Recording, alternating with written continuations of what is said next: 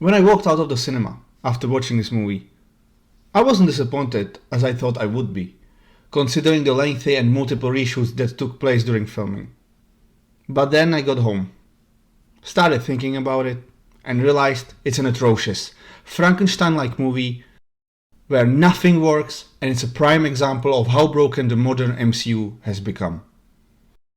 From the very beginning, you can immediately recognize the three different movies crammed into this one. Many scenes don't fit together or feel completely disconnected from each other. The funny part, you could cut out certain characters and the story wouldn't even change. A perfect example is the Signbinder, played by Giancarlo Esposito. Based on the trailers, you would think he's an important villain in the movie. Well, he has like 3 scenes.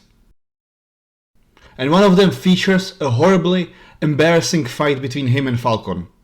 Literally, Falcon just beating up an old man. Wow.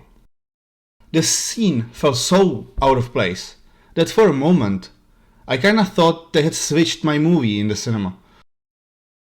Speaking of fights, I don't think there is a single good one in this movie. At best, they might be considered okay, but even that feels really generous.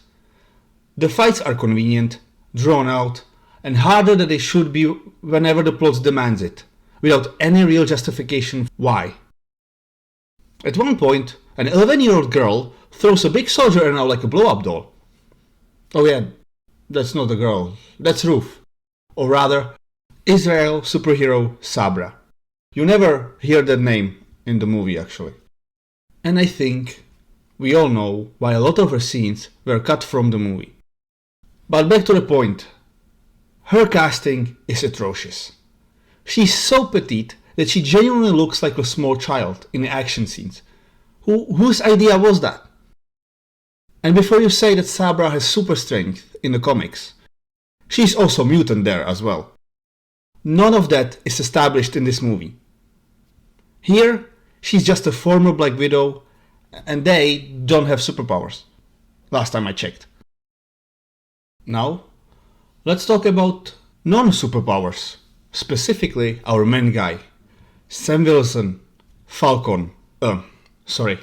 Captain America.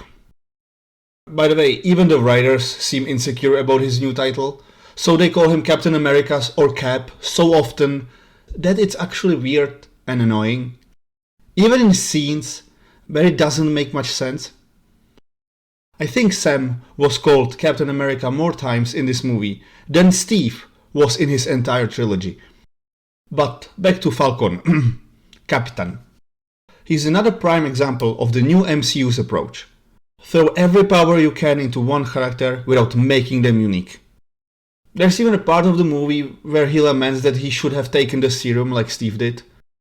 But dude, your new Wakandan suit, which, by the way, he has at least 2 of them, and doesn't even share it with his sidekick, he nearly dies because of it, lets you survive things that even Steve wouldn't have, even with the serum. And the biggest slap in the face, this movie acts like the serum was what made Steve special. It wasn't.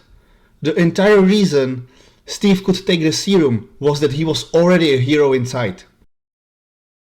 Now let's talk about the main villain, the leader, Broccoli Head. He's supposed to be an intelligent and calculating mastermind. But well, the rule that characters can only be as smart as their writers applies perfectly here. In this movie, he should have been called the Convenient. Because that's exactly how the writers handle him. He can predict everything down to the smallest detail, except when the plot suddenly decides he can't. The character is a complete mess, as everything here. Speaking of mess, Thunderbolt Ross. Oh boy, where do I even start? Well, his character is broken as the rest of this movie. At times, he feels like 3 completely different characters, likely a side effect of all the reshoots. His subplot, revolving around a deal involving the dead Celestial, is confusing and dumb. It also proves that the writers understand geopolitics about as well as a 5-year-old in preschool. And whose brilliant idea was to make Japan the main enemy of the US? Really? Well, we all know who should have been in that role, but Disney would never make China the bad guy. We can't risk offending China. Speaking of Red, the Red Hulk. He's exactly what I expected. Kind of catastrophic. The reason for his creation is extremely convenient and essentially rewrites Ross's entire history in the MCU. As for the fight he has with Falcon at the end of the movie, the only part where he actually shows up, by the way, well, you can see the writers are trying to make it seem plausible that Sam survives. But they do it purely through the magic of his Mary Sue Wakandan suit. And even with that, there are still a few moments where Sam should have been done for. So yeah, even here, I can't give the movie any points. Oh, let's not forget about adamantium, which is introduced in this movie. It comes from the body of the Celestial, and is basically just like vibranium, but better. Do you remember when vibranium and adamantium were simply really tough metals? Instead of magical Mary Sue minerals that can do whatever the plot needs to them to do.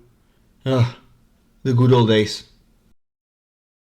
In the end, this movie is just like the MCU, an unplanned Frankenstein monster with zero world building. Everyone comes in, does whatever they want, and leaves. At this point, the only thing that can save the MCU is a total reboot, or better yet, just put it out of its misery. SpacMonkish, signing off.